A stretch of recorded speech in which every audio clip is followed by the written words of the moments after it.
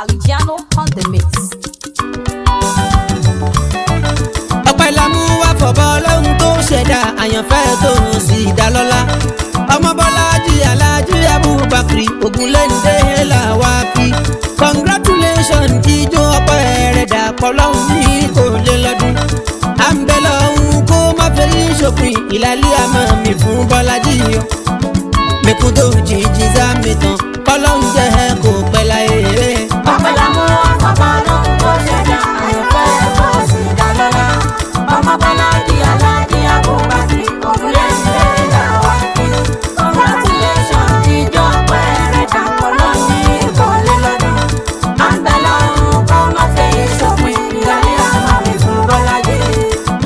mẹ́kún tó jìjì sá mi tán kọ́lọ́hún jẹ́ kó pẹ́ láyé. Gbogbo asádùn nàbí aláìfẹ́ túnde ọ̀gá ẹlẹ́wùwọ̀ ìwọ̀ yìí orin kìnìún wa náà bí tẹ́ ti mọ̀ lọ́jọ́ tó pẹ́. pé bí ó bá ní bó ti jẹ́ kó ní pèdè orin eré ọjọ́ òní wàláhì ó ṣọ̀tún ara ọ̀tọ̀ ni eré ọjọ́ òní wàláhì ó ṣọ̀tún ọ̀jọ̀gbọ́n ni mo ké sí ẹ̀sìn mi káròdé mo pé lọ́lá níbo ló wà dà bẹ́ẹ̀ ń péré lọ. akọ́ kí wọ́n kú ilé nílé Ògúnléndé lẹ́yìn náà pàtàkì rẹ̀ sí gbòòrò Bàdágìrì ó ti yá káàbọ̀ lọ́jọ́ ìbí dúpẹ́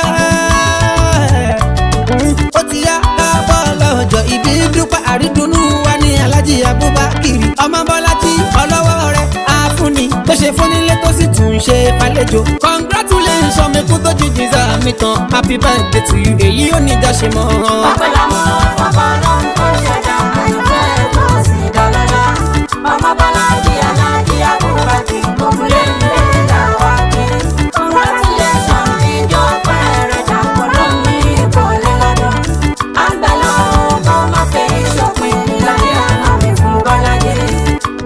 mẹ́kún tó jìjì sá mi tán kọ́lọ́hún jẹ́ kó pẹ́ أنفقك láyé. لا إله ما كنت مقتدرا قولا كريما وفعلا ثم أموالا قولا كريما وفعلا ثم أموالا.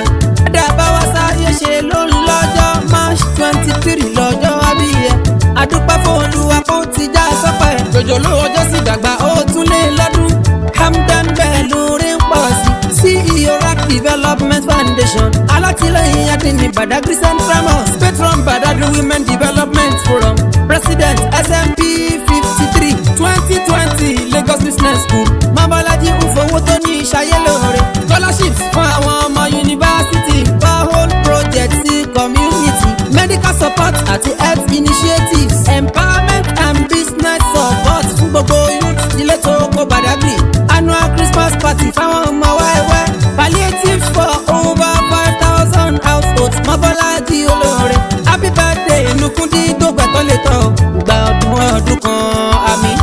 ọpẹ́ la mú wá fọ̀bọ́ lóhun tó ṣẹ̀dá àyànfẹ́ tó sì dá lọ́lá. ọmọ Bọ́lájí Aláàjì Abubakar Ògúnléndé làwa kí. congratulations ijó ọpẹ́ rẹ̀ dàpọ̀ lọ́hùn ní kò lè lọ́dún. à ń bẹ lọ́hùn kó má fi ṣòpin ìlàlí àmọ́ mi fún Bọ́lájí. mẹ́kún tó jìjì sá mi tán Ọlọ́run jẹ́ kó pẹ́ láyé. congratulations fún Bọ́lájí Ògúnléndé. happy birthday ẹ̀mí àṣọpọ̀dún láyé. mo mọ orí kìyẹ n ó sì kìyẹ délédélé. happy birthday ẹ̀mí àṣọpọ̀dún láyé. òfìjọ fi gbági tán ọmọ Bọ́lájí. tó jágbe sugragbo ọmọ Bọ́lájí. ṣàríǹgè maragobi ọmọ Bọ́lájí.